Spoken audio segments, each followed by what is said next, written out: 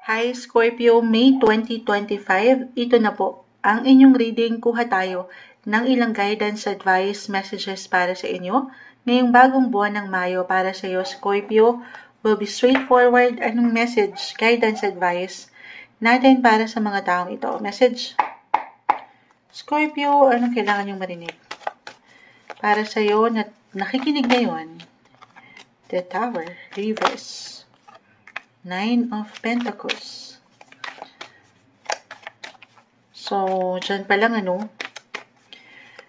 merong surprise ako nakikita. I feel na merong surprise. It could be unexpected. Oo nga, surprise nga malamang. Unexpected, di mo inaasahan to. Maganda. Pero mag-add pa ako, Scorpio. About sa yung, Scorpio. Money, career, lalo pa kung meron na kayong ipinunla. Okay, ito yung efforts, yung energy, yung investment, physically, mentally, emotionally, financially. Claim natin ngayon pa lang na mamumunga yan. Namumunga ang ilang situation. Okay, isa-isahin natin. 9 of Pentacles, reverse, the Tower.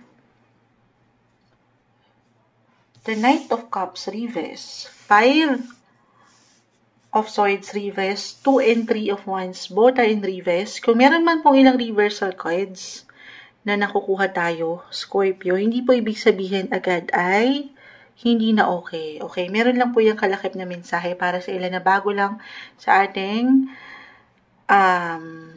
channel.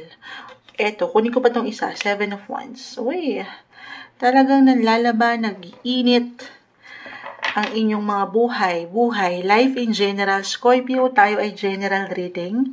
Just only take what resonate po. Pwede itong mag-apply. Unang-una, na-mention ko na pera, buhay, karera.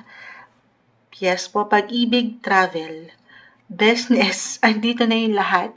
Kahit pare-pareho kayo ng sign, Scorpio, sa realidad, ang bawat isa po ay magkakaiba. So, definitely, wag ipilit yung ilang sitwasyon na hindi para sa atin. Just only take what resonate. Pero, may pag-init pagdating sa inyong mga achievements. Gaano man ito kalaki, kaliit, pero merong, may mumunga, may growth, may something resulta na matatanggap na maganda. I-claim na natin yan, lalo pa nga po kung alam nyo sa inyong mga sarili, nitong mga nakalipas na buwan, especially unang buwan ng taon o ilang unang buwan ng taon ay binuhos nyo yung mga kakayanan nyo. Okay, nanlaban kayo. Nagbigay kayo ng proteksyon sa relasyon man yan, posisyon, or sa isang relasyon. Ano ba? Inulit ko lang ata. Inulit lang ata ni Moonshal. Tayo po ay live na live. At ang oras ay 3:16 AM, pero nanlalaban tayo. Pero ayun na nga, patuloy kayo manlalaban. At yan ay merong something resultang maganda. Another reminder guys na kung ano man yung umaangat dito, ito lamang po yung maaring kondisyon sa inyong sitwasyon na kinakaharap or kakaharapin. Pero yung resulta na nabanggit ni Moonchild, of course, at the end of the day po ay wala sa mga barahang ito. Okay, sa huli, everything's still up to you. Kung paano ka mag-iiwan ng desisyon or paano ka nag-iwan ng action kasi nga po, resulta yung nakikita natin dito. Kumbaga yung outcome. Okay, kung higit kayo naging, hindi lang nanlaban at nag-iwan ng, meron kayong pinaglalaban na protection, iniiwanan ng proteksyon na posisyon. Parang gusto nyo mag-level up. Parang ilan pa nga ay, parang naging competitive. Okay? At, ayan na. Ano yan?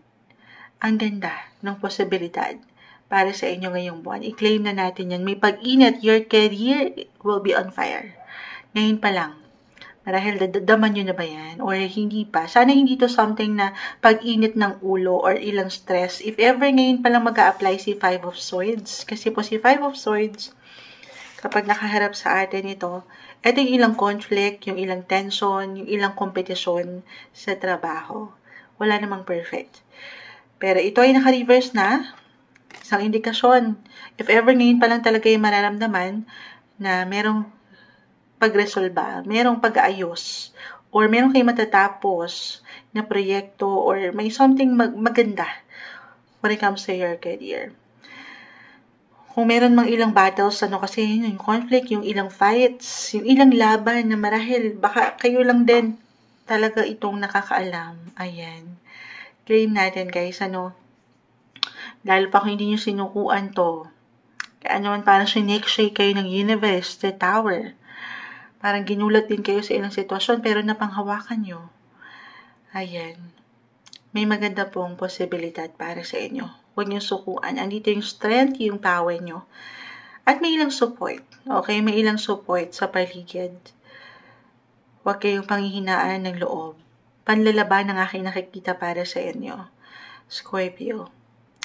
Other messages, if ever hindi yun mag-apply.